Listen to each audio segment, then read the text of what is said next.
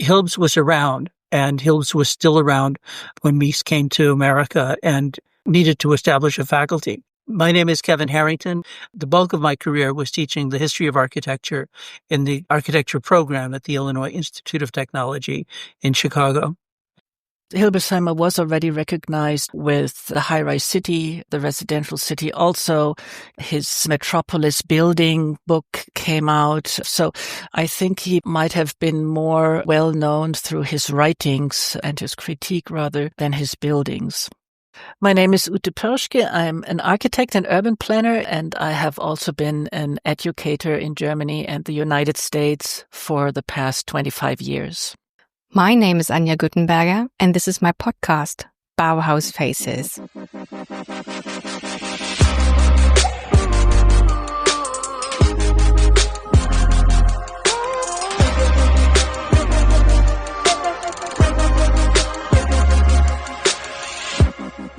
Welcome back to a new episode of Bauhaus Faces.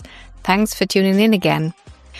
Before we are starting off with today's episode, I would like to thank you all from the very bottom of my heart. I have just received the Wrapped statistics of 2025 by Spotify for content creators. Maybe you know those kinds of statistics where they give you all the numbers that you didn't know that you wanted them. Anyway, I just wanted to share those numbers with you because they've really blown my mind. In comparison to 2024, 999% new listeners joined Bauhaus Faces this year. What an incredible number! We are now a community of over 530 followers who have subscribed and regularly listened to Bauhaus Faces.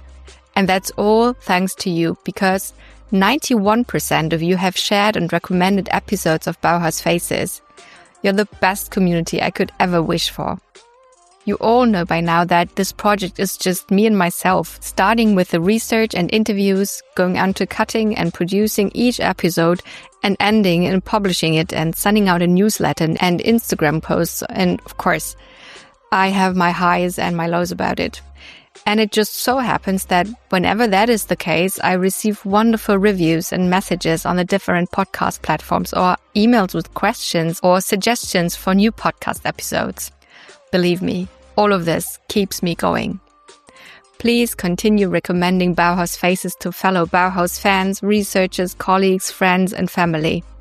Don't forget to subscribe on any major podcast platform like Spotify, Apple Podcasts, or YouTube, or to my new newsletter, which pops up immediately when you enter the podcast website bauhausfaces.com. And if you then give me a thumbs up or 5-star rating, this immensely helps to cheat the algorithm of the podcast platforms. So the more you recommend and the more you are giving 5-star ratings, the more people will see Bauhaus Faces as a suggestion for a new podcast. I've already planned new episodes for 2026, and they will be just as exciting as the last 17 episodes. Here are a few names to get you a taste of what to expect. The architect and designer Kat Both, the painter and best friend of Tilux Feininger, Clemens Röseler, the photographers Florence Henry and Edith to Your Heart, the sports teacher of the Bauhaus, Carla Grosch, and the architects Hermann Bunzel and Lotte Bese. Before jumping into 2026, let's turn now to the last episode of 2025, for which I chose an architect and urban planner who taught at the Bauhaus and who some of you might know and some of you might never have heard of. I'm talking about Ludwig Hilberseimer. He became less famous for build projects than for his progressive concepts of ordering the metropolis in futuristic-like urban plans. With the publication of his designs of a residential city and a high-rise city, he has earned a name for himself in the world of modern architecture. Ludwig Hilberseimer only built a few of his architecture plans, only single houses for families rather than urban districts or entire cities as one would expect. Even after his emigration to the US in 1938 with Mies van der Rohe, who had become a lifelong friend and companion, and about whom you can also find a 2-part episode on Bauhaus Faces. Ludwig Hilberseimer published his ideas and plans in several magazines and books. After being appointed as a teacher at the Bauhaus and later at the Illinois Institute of Technology, he completely immersed in his role as an educator.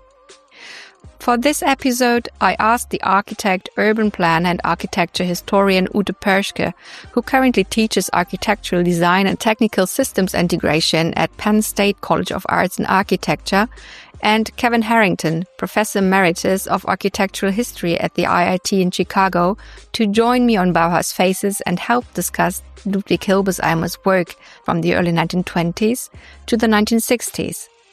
Since I know you can't wait for my guests to have their say, we'll get started without much further ado. Let's dive into a new episode of Bauhaus Faces and shine a light on Ludwig Hilberseimer. So maybe I would first go back to his studies at the Technische Hochschule. What's interesting there is that the Technical University there had the first urban planning institute in Germany that was founded by Richard Baumeister in 1890. And Baumeister was still there when Hilberseimer was a student. And Hilberseimer also took a class with Baumeister, which is for me an indicator for Hilbersheimer's interest in urban planning and urban design throughout his career. So that might be one reason why he's doing that.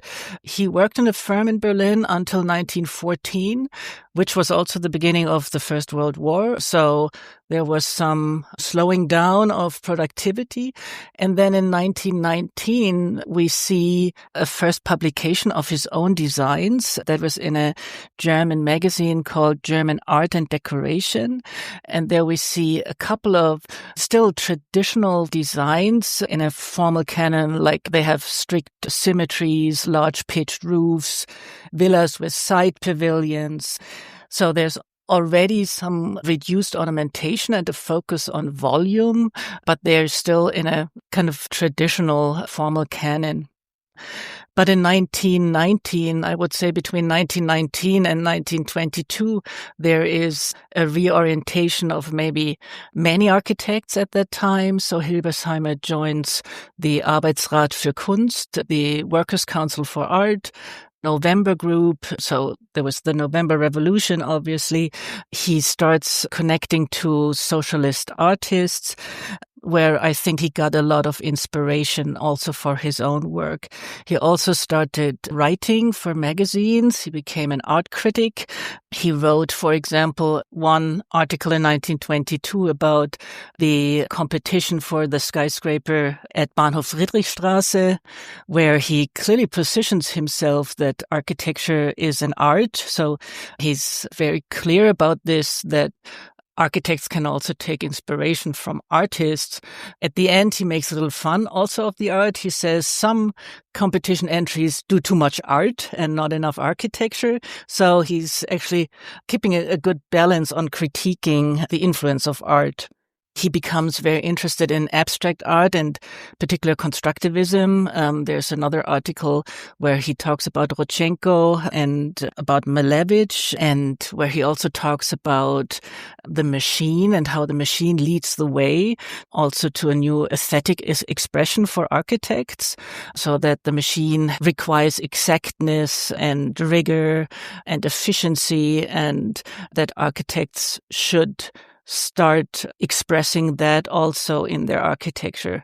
And one of the designs from that time, 1922-23 maybe, is the Chicago Tribune Tower design, which is really stripped from all ornament, really consists of 3 volumes, 2 sticking on one bigger volume. Windows have all the same size, looks almost like paper around. So he makes the argument that the windows do not punch in heavy walls anymore, that they become flat with the surface. And this collage of the Tribune Tower, you can see this very well, how he arrives at his aesthetic expression of his drawings that we can see actually for a very long time throughout the decades. This reduced architecture, rigorous architecture, well, almost abstract architecture.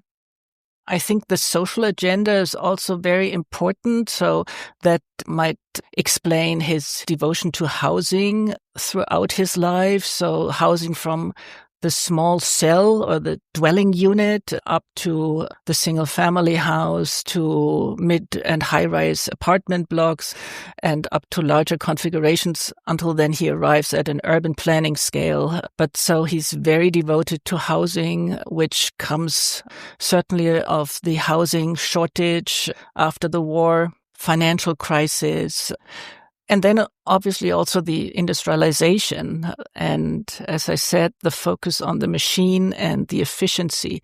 And also around that time, Hilberseimer started with urban designs. So there was 1923, I think, the residential city, and that was followed 1924, his maybe most famous scheme, the Highrise City.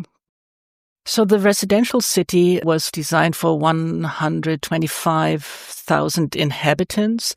So it's much smaller than the high-rise city, which was for 1 million people. The residential city was more thought as a satellite that surrounds a bigger metropolis.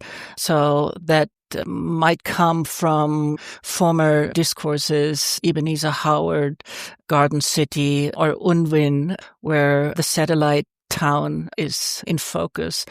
But when Hilberseimer is in Berlin, he's talking specifically about the metropolis, and that the metropolis has an expression or an aesthetics on its own. So in early writings, he makes already the case that traditionally we distinguish between two city types. One is more the organic city type, so curved streets and so on. And then the second is the geometrically planned city, and that both city types exist throughout history.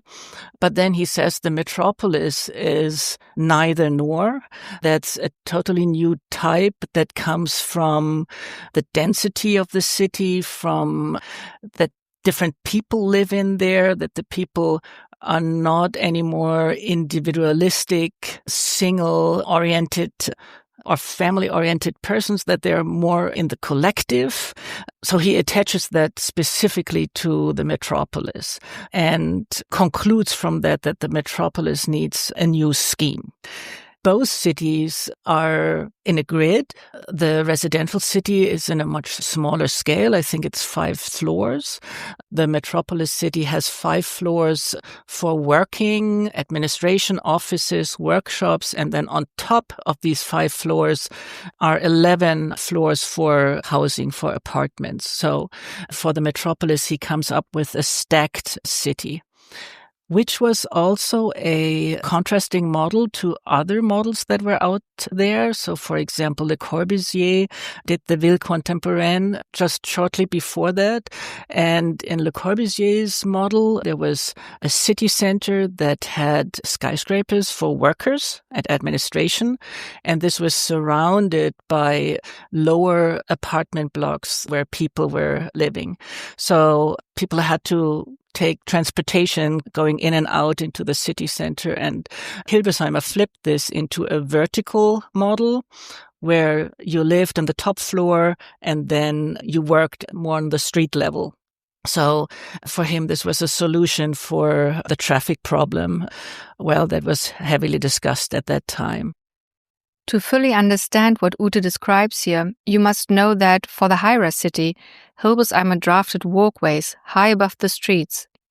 There are pavements on the roofs of lower building blocks and bridges that connect one block to another. By keeping pedestrians away from the growing car traffic of the 1920s, Hilberseimer sought to prevent persons from getting hurt in car accidents. A two-street city, as you will.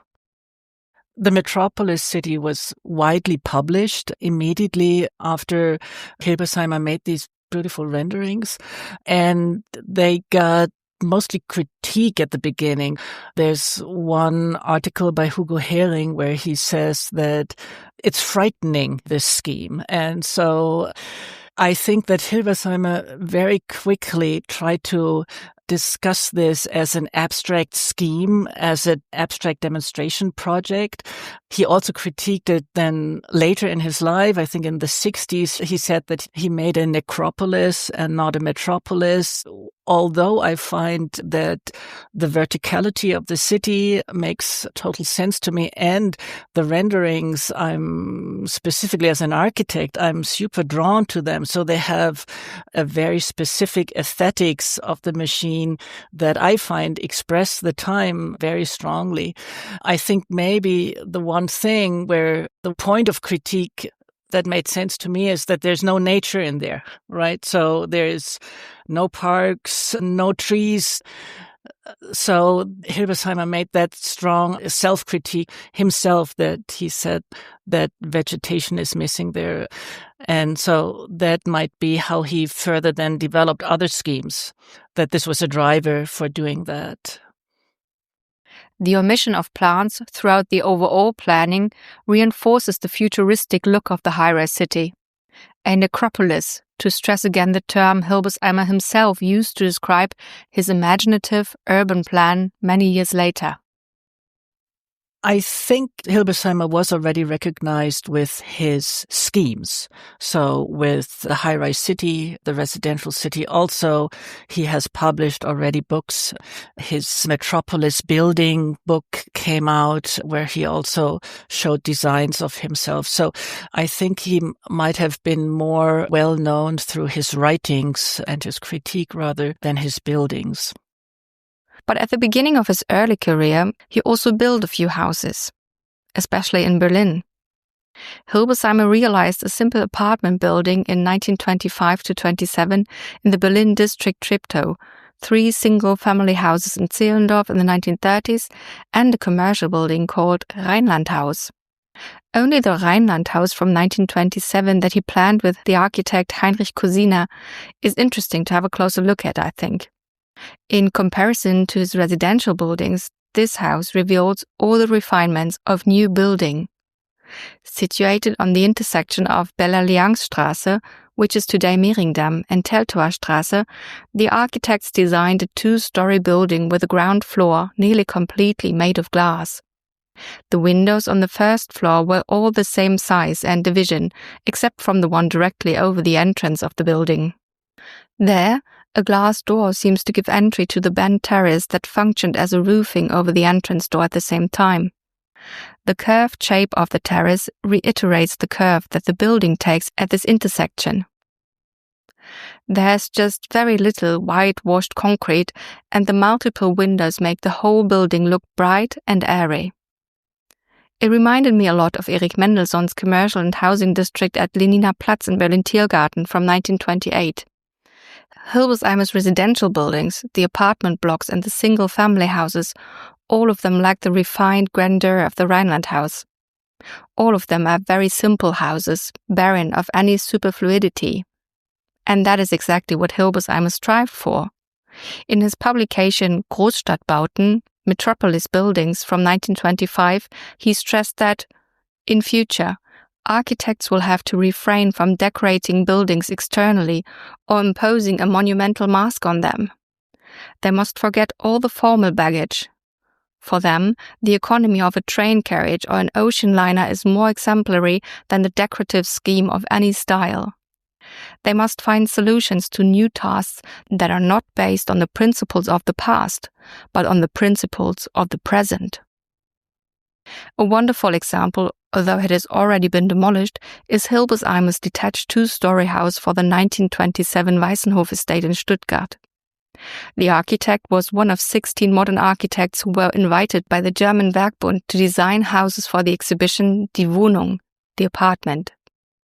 Among them were well-known architects like Ludwig Mies van der Rohe, Walter Gropius, Le Corbusier, Peter Out and Bruno Taut, all of them colleagues of Ludwig Hilberseimer, who dealt with the housing problem and the existential minimum. Hilberseimer's house was a very simple, small cube made of hollow brick blocks. It was situated right next to an apartment building by Le Corbusier and Pierre Jeanneret that is today a visitor center and the only accessible building on the Weissenhof estate. Like all of the other buildings of the Weissenhof estate, Hilberseimer's house too was an experimental model house. As it has been demolished and today there's a rather ugly apartment building with a pitched roof and 4 garages there, I would like to take a closer look at it for a second. Fortunately, the German Werkbund produced the catalogue for the Weißenhof exhibition in 1927. In it, there are several interior and exterior photos of Hilberseimer's house and a description of it by the architect himself. And again, very fortunate for me, there are institutions in Germany, like the University of Heidelberg, that constantly invest in publishing archival material online. The digital library of this university is a real treasure trove, where you can find several magazines and newspapers from the Weimar Republic online for free. That is open share at its best. Of course, for all of you who don't know that source yet, and who could make use of it for research, I will put a link in the show notes of this episode. Let's get back to Hilberseimer's house from 1927. In the catalogue, he described the two-story building quite extensively. On the main floor, Hilberseimer wrote, there were 2 bedrooms, a living room with a terrace, a dining room and a kitchen with a handover, an office and a toilet.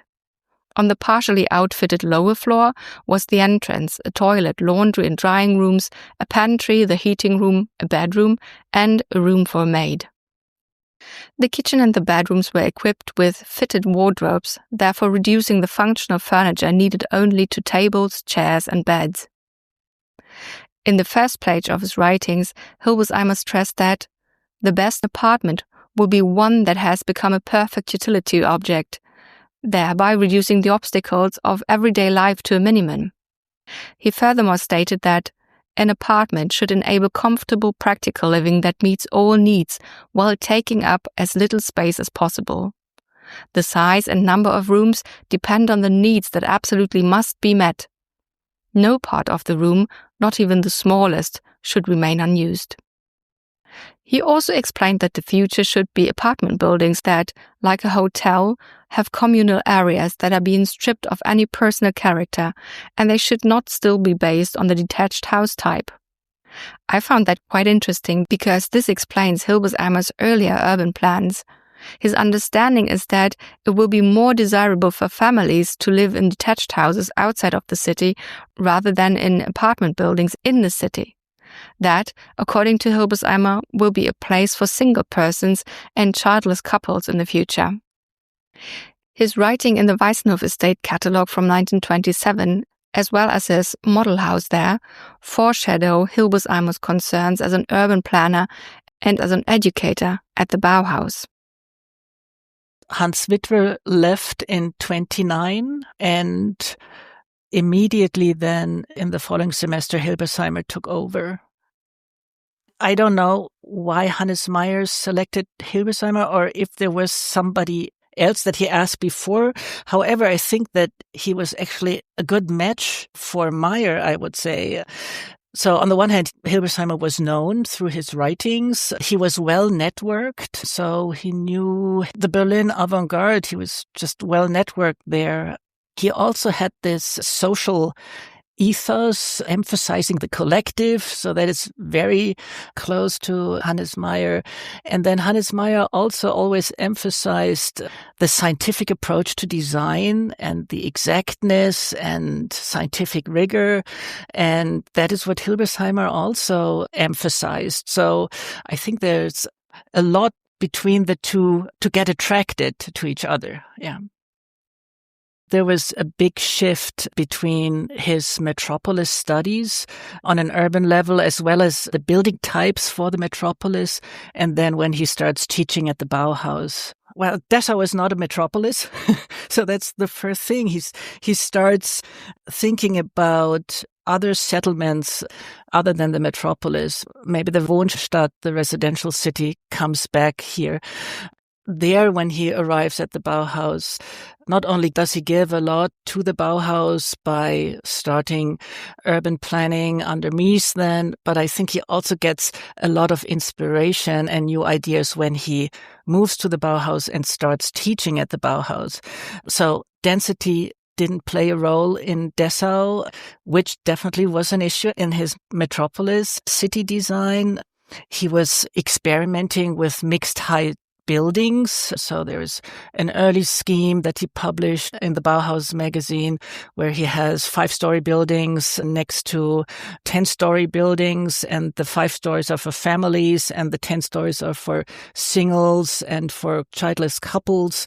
So he starts mixing, and it is known that he got involved in the Turton estate, and there's this site drawing with the access balcony houses that face south, and then different types of single-family housing. And one of them is the L shape, and then a townhouse style, and then lone-standing detached single-family houses. And so he was involved in the development of these different building types. That way, Hilberseimer strived to bring some more density to Dessau and the co-living of different types of people and houses in one district. The detached houses were planned on 200 square meters plots of land, and they would have been modularly extendable when needed or when the financial situation of the family improved. However, only the apartment buildings with balcony access were built in the end. In 2020, though, the University of Kassel and the Anhalt-Werkbund realized with students one of these houses at the place where it was originally planned for, next to the balcony access houses in Dessau. They used the more detailed plans of the so-called growing house, das wachsende Haus, that Ludwig Hilberseimer had developed for the 1932 exhibition Sonne, Luft und Haus für alle, Sun, Air and House for Everyone in Berlin. Here, one model house, including the interiors, was actually constructed. The L or arrow-shaped house made of wood consists of 2 rooms. One is 5 meters long, the other one is 6 meters long. At the tip of the L, the exact corner was deleted. Instead, a terrace was supposed to find its place here. If you'd like to know what the house would have looked like, I will link you a video of that project in the show notes. It's really interesting to see how Hilberseimer's urban plan would have looked like in reality, on a smaller scale though. For me, maybe the most interesting part is he was hired to replace Hans Witwer. And Hans Witwer was instrumental at the Bauhaus. He was teaching many of the architecture courses, and he was also heavily involved in building the trade union school in Bernau. And themes that Hilberseimer took up, I can see already in the trade union school, for example. So just giving you maybe 1 or 2 examples. The trade union school is not strictly north-south or east-west to the cardinal directions. It is turned 45 degrees to the cardinal directions, which then leads to rooms that are oriented to southeast or southwest. And that, in a couple of years only, becomes a favorite orientation for Hilberseimer. So the metropolis city is strictly north-south city. The residential city is a strictly north-south city. And he starts experimenting more with different orientations when he comes to the Bauhaus. And in the trade union school, it's already there. Another topic, for example, in the trade union school, it has the teacher wing. So the teachers lived in L-shaped single-family houses.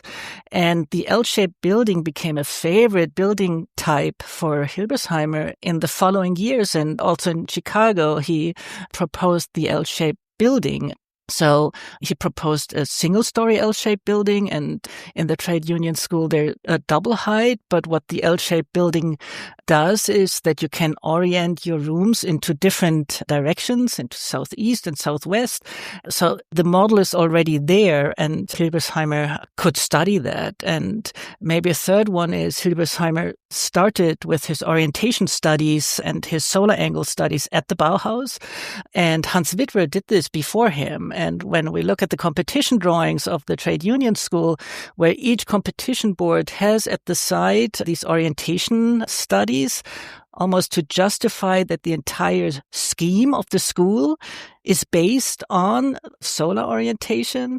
So it was already in the competition boards, and Hilberseimer because he had to replace Wittwer's teaching, he had to pick up his teaching, also his solar orientation teaching. So there was already a lot that he could get inspiration from, and that he then, in his Hilberseimer style, systematized and got to a more abstract level, if you will.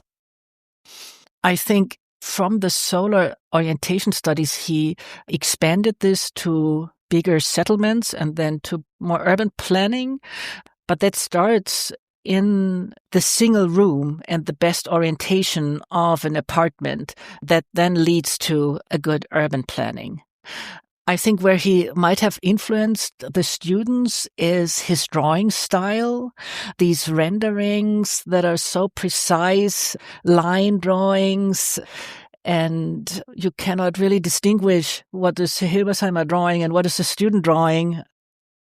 He also looked into wind directions, which in a way mainly came down to placing housing settlements away from factories. So on the one hand, a separation of working and dwelling, but also a separation when it comes to bad fumes, that the housing shouldn't be placed in the fume axis of larger factories.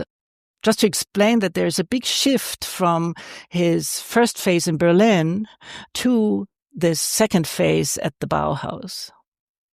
In the end, the Bauhaus in Berlin, now a private architecture institute of Mies van der Rohe, was more closed than open. During the 3 months that Mies was negotiating with the Nazis the conditions on which the Bauhaus could be reopened, he organized several excursions for the remaining students to explore buildings by fellow modern architects and by his role model Carl Friedrich Schinkel. Kevin Harrington describes this era of change. There's a letter in the Hilberseimer papers at the Art Institute in Chicago in which Hilberseimer talks about sitting in a cafe across the street from the Chancellery in Berlin, where Mies had gone to sit on what he said was a bench that was about 6 inches wide, and then had made to wait most of the day until the Nazi functionary who was in charge of allowing the Bauhaus to stay open or not, and arresting or not arresting members of the faculty, that Hilberseimer sat in that cafe fearful that Mies would be abducted and imprisoned, and also very, very impressed by Mies's courage in doing this. And I gathered from the letter that this is not something Mies did once. He had to several times go. And as you know, the outcome of that is the Bauhaus was permitted to reopen. And then Mies said, let's open up the champagne. We're closing the Bauhaus because we cannot operate it. And that act of moral courage that Hilberseimer records tells us at least as much about Hilberseimer as it does about Mies and their attitude toward the regime in which they were living. And when Mies had his private practice in Berlin after the Bauhaus had closed, Hilbs was around, and Hilbs was still around when Mies came to America and needed to establish a faculty. And it was the 3 Germans and then 2 Americans who had studied at the Bauhaus who were handy because they could translate for these German speakers as they learned English. Mies is the one who decided to invite Hilberseimer and Peter Hans to this country. And from the time Mies got to Chicago, IIT became actually a school that was coeducational. It did not segregate on the basis of race or religion. And that was the founding character of the school, too. That meant that they were coming to a place that had officially an open mind in a city that is an incredibly diverse city. And the School of Architecture has benefited from that over and over. And I think those kind of personal choices that had been made by Mies and Peter Hans and Hilberseimer brought together a kind of similarity of attitude toward the world around them. And Mies wanted a school in which one could study how to build, that was Mies's job, where and the nature of the place where you built, city planning, that was Hilberseimer's job, and the idea that Baukunst should eventually have real Kunst in it, which was Peter Hans's job. Baukunst meant that you begin with building, and then if you build really, really well, then it can become art. For those of you who don't know who Walter Peter Hans was, here's a quick recap. Peter Hans was a professional photographer from Berlin who was appointed to the Bauhaus by Hannes Meyer in 1929 to set up the newly founded photography department. He was best known by his students for his meticulous staging and lighting of still lifes. Some of his students became really prolific in this art and could earn a living as advertisement photographers from it, some of them even during their studies at the Bauhaus. Among them were Grete Stern, Ellen Auerbach and Ethel Fodor-Mittag. After his emigration to the US, together with Ludwig Mies van der Rohe and Ludwig Hilberseimer, to set up the Illinois Institute of Technology in Chicago, he introduced his visual training program for students that was roughly based on the preliminary courses by Josef Albers at the Bauhaus. He further developed the course into a perfect preparation for the later architecture studies at IIT. Maybe you are a frequent listener of Bauhaus Faces? Then you might have heard Peter Hans's name before in the bonus episodes about the Ulm School of Design, the HFG Ulm, with Martin Mentele, head of the HFG archive. The first director of the HFG, the Bauhaus student and later architect and artist Max Bill, about whom I've already published an episode on Bauhaus Faces with his widow Angela Thomas, had asked Peter Hans to come and teach his visual training at the HFG. In August of 1953, it was Peter Hans who taught the very first course ever at the HFG Ulm to lay the foundation for the following courses. Until his death in 1960, Peter Hans stayed at the IIT and taught his visual training. Peter Hans was enormously influential, enormously important, the idea of proportion and drawing and how to make all of that work. The first problem that Peter Hans gave his students in the visual training sequence, which is a course he developed for me at IIT, was here's a board, 2 black lines of different widths, and they were usually specified, need to intersect at right angles. Just arrange on that board the 2 lines. First of all, the students had to learn how to cut a piece of black paper to be visually perfectly parallel in one width and then another. Then they had to start thinking about, okay, how do I place this? And what happens when I place first one and then the other? Should the wider one be the vertical one or the thinner one be the vertical one? All of these things. And they then began to say, okay, here's a proportionate relationship between the board itself, the overall figure with the intersection of lines, and then the 4 individual white spaces that were created. And then, after all of this was done, the students began to realize, what if this is a perspective? What if that intersection is projecting out toward me or is projecting away? I'm looking at 3 dimensions. And so all of those steps that go on, and believe me, Peter Hans is the one who's teaching the studio, but Hilbs is around. Students were taught how to sit on the stool, how to lay out their parallel rule, how to sharpen their pencil, then what line weight meant.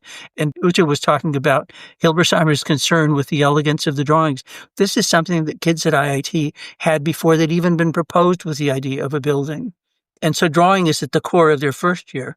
In their second year, at the core, and Hilberseimer is present in this, Hilberseimer is part of the curriculum, students are asked to do a dwelling house made out of brick. It's easy, and the students learn, framing a window or framing a door is kind of fun. And then they discover how hard it is to go around a corner.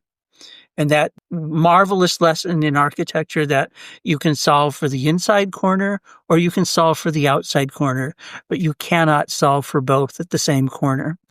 IIT kids had boxes of little wooden bricks, the proper proportions of a regular building brick. In English, it's 2 by 4 by 8 inches.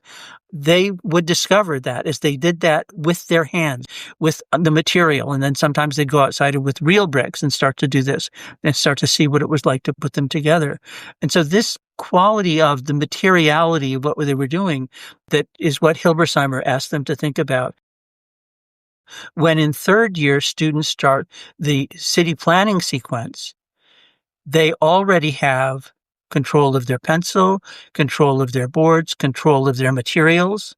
And so then Hilbs can start to ask them, how do we make a city?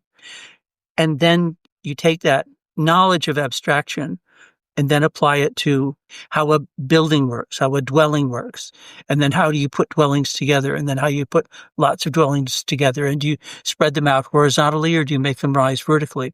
All of these kinds of issues that Ute has been talking about, that Hilbers was already thinking about and already thought about very thoroughly, were present in what he brought to this school at IIT, and is something that was a key component of what students were doing and learning at the school.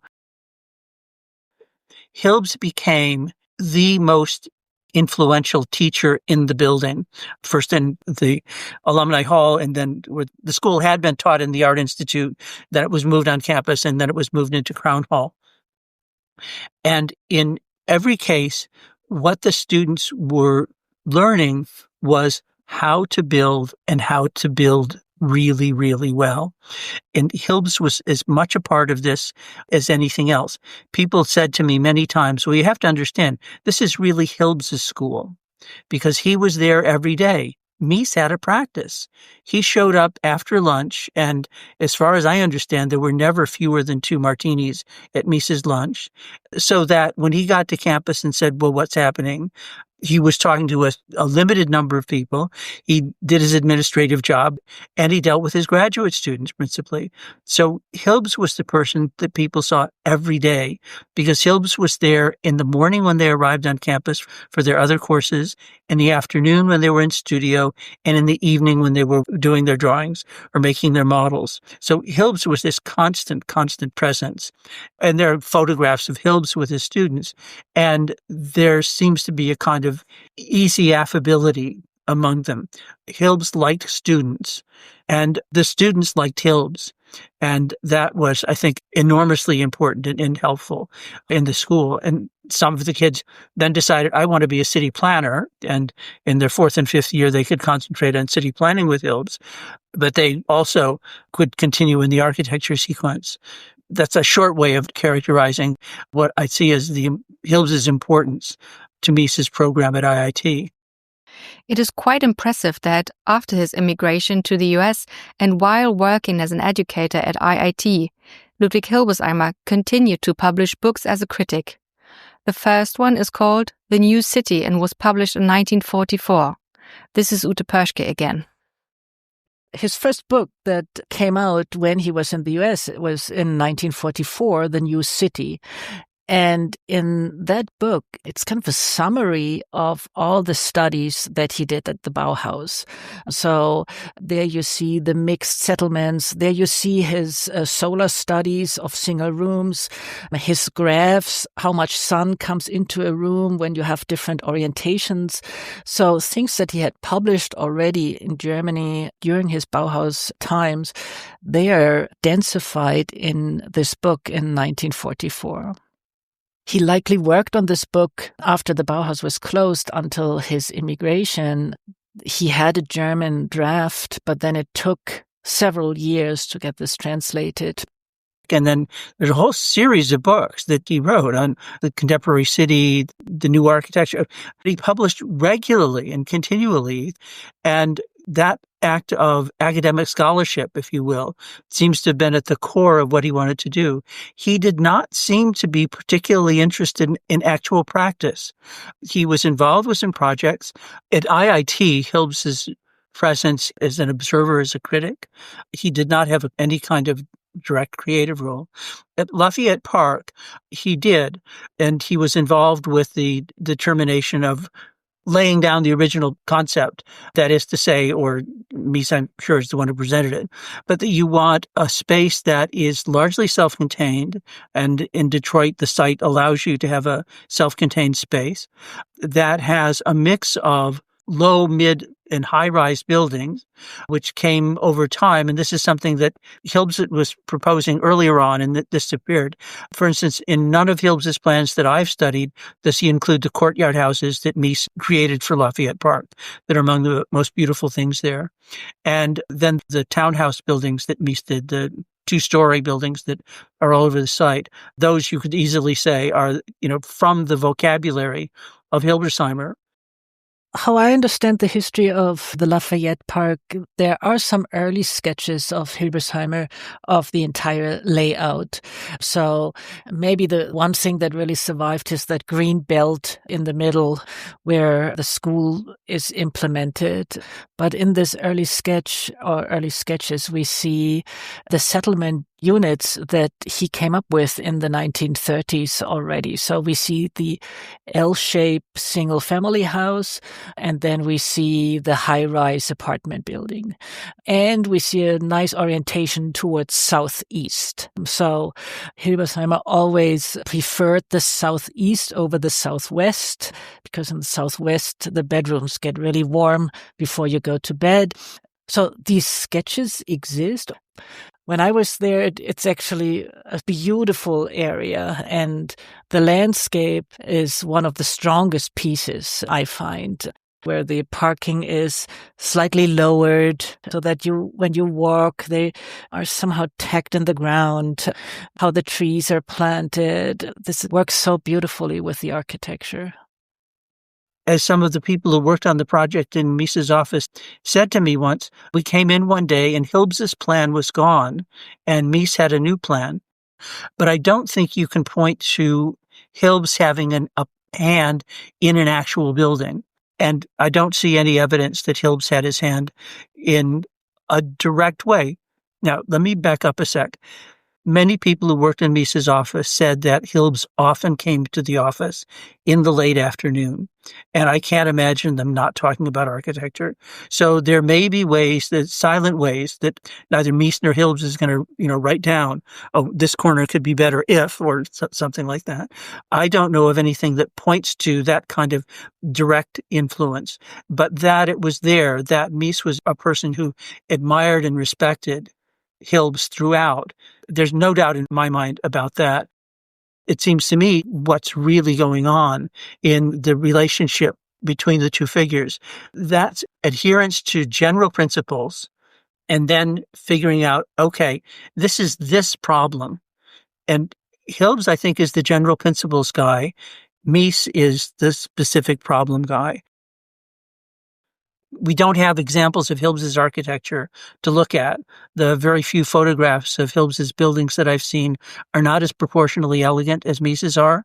They're simply buildings, and they make a point, but they don't make you say, oh, in the way that Mies's buildings can do. So the fact that there would be low-rise buildings in both is fine. The high-rise buildings that are on the perimeter, that would be something that Hilbes would suggest and that are there, in fact. And then the open spaces for play, the suppressed parking, the schoolyard, the school that students could walk to, all of that, and the small shopping center on a main highway, all of that is part of the mix that Hilbes would have been talking about and that Mies and his team then achieved. And then, of course, the drawings for all of this were made by Caldwell. Caldwell had worked for a number of architects in Chicago, our landscape architects. He'd worked for Jens Jensen as a young man, a very fine Danish foreign landscape architect who was important in the parks in Chicago. Then he studied briefly at Taliesin. Then he came to IIT toward the end of World War II and earned a master's degree in a couple of years, in a very short time, and was hired to teach. And Caldwell is the person who Mies had been looking for, I think it's fair to say. As you know, Mies admired and understood Schinkel's understanding of the landscape in his architecture. And so when Caldwell shows up for Mies, it's that he's got the guy who knows landscape, and Hilberseimer did as well. Caldwell's presence in Mies's work is extraordinary, whether it's Lafayette Park or the IIT campus or just about any place else that he worked. Also, the drawings that really make people think of Hilberseimer as a great designer are the drawings that Caldwell made of his plans for cities, the one Chicago, expanding the Chicago, the whole series of sites in California. Hilberseimer obviously was the one who was thinking about this. Caldwell was the one who made the landscape not a sort of thing in which somebody comes in with the little tree stamp and goes bonk, bonk, bonk on a site, and then we've got trees. Caldwell understood that the trees in relation to the building were truly key. And this begins to show up. And as you start to look at these drawings that Caldwell made, they're now at the CCA in Montreal mostly. They're some of the most beautiful drawings, period. It's so clear that all three of them, Hilbes, Caldwell, Mies, understood that importance in create an environment. Hilbes did not build a practice in city planning or urban design, but no one, and again, because Hilberseimer in this country seems to become a quite private person. Students I've spoken to said that he had no idea where he lived. He was just in school all the time. And there are a couple of letters in the Hilb archive from a girlfriend who wrote angrily that he wasn't paying enough attention to her, which again implies that he had other things to do, that other things were more important to him than a personal relationship. So that also seems to me to describe a person who had discovered, I'm an academic, I write, I teach, and he did all of that and did that with significant influence. That's part of why we're talking about him today. Many of his students were very successful. This is one of the ways in which you measure a scholar. Where did they place their best students? Many of them went to universities. Many of them became leading figures in the planning departments of their city, their region, their state. So Hilberseimer had influence in that way, but he did not desire to actually build or see his ideas achieved. Ludwig Hilberseimer's design for a residential city and for a high-rise city from the early 1920s were frowned upon by his contemporaries. And he even himself later admitted that the omittance of parks and trees in his plans resulted in an uneasy feeling. This sterile surrounding made of concrete and glass, though, is also what made it stand out and suggested a new solution to the very real housing shortage of the 1920s metropolis. At this point, though, no one had expected that apartment skyscrapers would soon become reality. After the emigration to the US in the 1950s, Ludwig Mies van der Rohe, advised and partly planned by Ludwig Hilberseimer, realized multiple such high-rise apartment buildings. Hilberseimer was a very private person. Until today, there is hardly anything known about the private side of Ludwig Hilberseimer.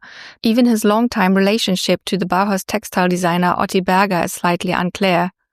It's quite interesting, though, what researcher Judith Raum found out about it. And if you're curious now, I recommend listening to my episode on Bauhaus Faces about Otti Berger with Judith Raum right now.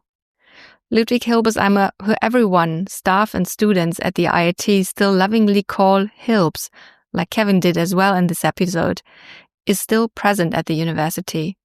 Every year, the architecture program of the IIT and the Mies Society in Chicago celebrate winter solstice as Hilbs Day, as a celebration of light and movement. Is there a better way to be remembered? I don't think so. As always, I will link the relevant information about this episode and the podcast episodes on Otti Berger and Ludwig Mies van der Rohe in the show notes.